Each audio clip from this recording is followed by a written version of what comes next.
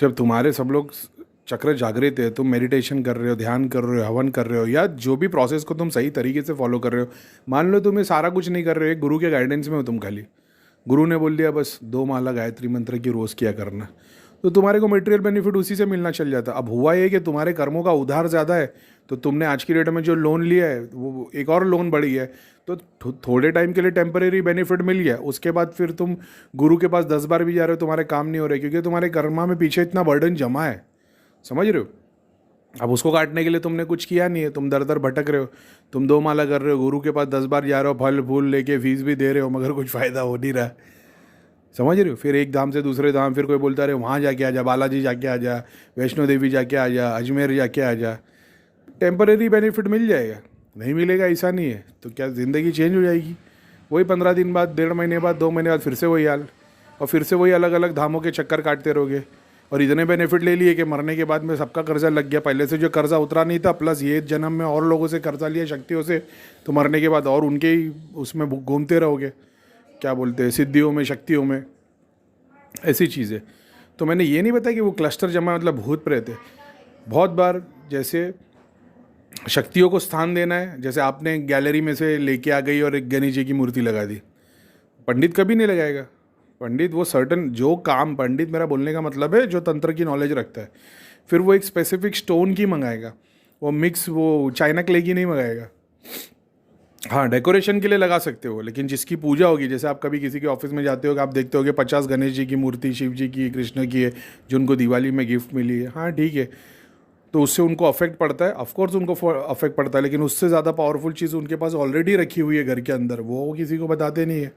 वो एक स्पेसिफिक मूर्ति होती है, समझ रहे हो? और वो मूर्ति तो बस बहाना है, वो तो जिस गुरु के थ्रू या जिस बंदे ने उनको वो चीज़ दिया है, वो उसकी आराधना कर रहे हैं।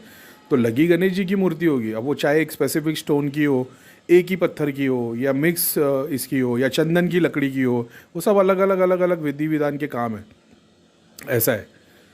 तो वो गेम ही पूरा का पूरा अलग है, और ये जो नेगेटिविटी जो चीज़ों में अट्रैक्ट हो जाती है वो अलग है।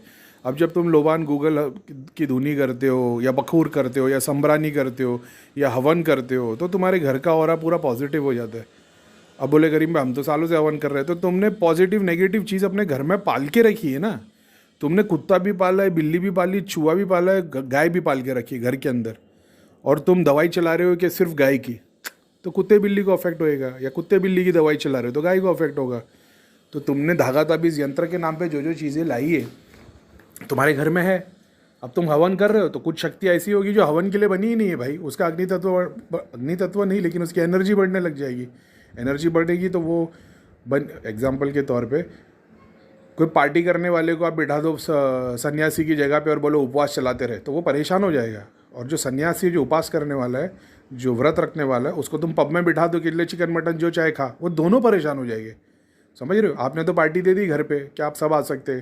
करीम भाई आपने बोला था घर में खाने पे रखना, तो मैंने बिरयानी बनाई और सब ब्राह्मणों को बुलाया, तो सब शराब दे के गए, तो तुम गलत कर रहे हो ना भाई, ये ऐसी बात है।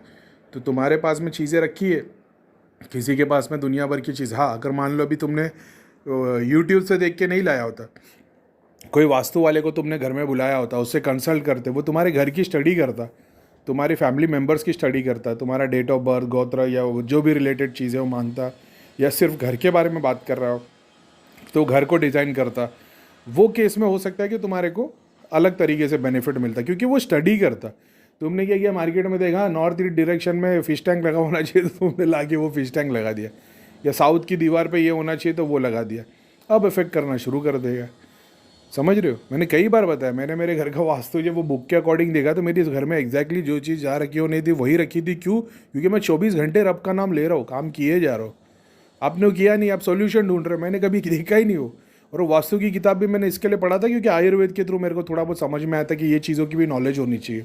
हमारे गुरु ने कभी नहीं सिखाया था, लेकिन भैया तो सीधे उस चीज़ के अंदर, भैया तो ज्योतिष और वास्तु और वो सब चीज़ की भैया को नॉलेज है, और वो भी दोनों चीज़ की नॉलेज, जो किताब की और जो स्पिरिचुअल है, दोनों चीज़। और क्या बोलते हैं, वो एस्ट्रोलॉजी की नॉलेज है भैया को। तो भैया को पता है कि वो एग्जाम्पल के तौर पे जैसे मैं चक्र को कैसे भी डायमेंशन में खड़ा करके उसको डिफाइन कर सकता हूँ, उसी की तरह से भैया एस्ट्रोलॉजी कर लेते थे कि तुम्हारे शरीर में ये है, राहु ये है, केतु ये है, फलाना क्या नाम है, मंगल ये है, घर में तुम्हारे ये है, परिवार में तुम्हारे ये एग्जाम्पल के तौर पे, जैसे शरीर में तुम्हारा ये हिस्सा वो केतु है, ये हिस्सा राहु है, ये हिस्सा शनि है, वैसे ही तुम्हारे परिवार में ये इंसान राहु है, ये इंसान केतु है, ये इंसान गुरु है।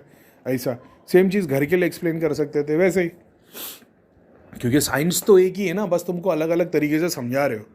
तो ऐसा नहीं है कि क्लस्टर बोल दिया तो नेगेटिविटी अट्रैक्ट होती है इमोशन के थ्रू, पॉजिटिविटी भी इमोशन के थ्रू अट्रैक्ट होती है।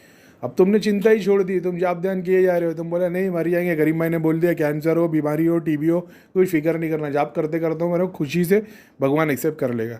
अब जैसे तुम वो खुशी में जाप और खुशी में ध्यान रहते हो, हर दर्द में तुम्हारे चेहरे पे स्माइल आती है, बोले कोई बात नहीं, मेरे कर्म में अच्छा जल रहे, हो जाएगी थोड़ी तकलीफ, गोली खा लूँगा, ऐसे ही रह लूँगा, भगवान मार देवे, 40 साल और गोली खा के जीने से अच्छा अभी मर जाता हो। ये चीज़ तुम्हारे अंदर इतना डोपामिन रिलीज करेगी कि तुम्हारे अंदर से स्ट्रेस निकल जाएगा, और स्ट्रेस निकल जाएगा तो बीमारी नहीं होगी। सारी बीमारियों की जड़ ही स्ट्रेस है। कोई ना कोई एक स्पेसिफिक प्रॉब्लम तुम्हारे अंदर तुमने छुपा के रखी है, जिसको तुमने बाहर नहीं निकाला है, वही आके जाके बीमारी का रूप लेती है।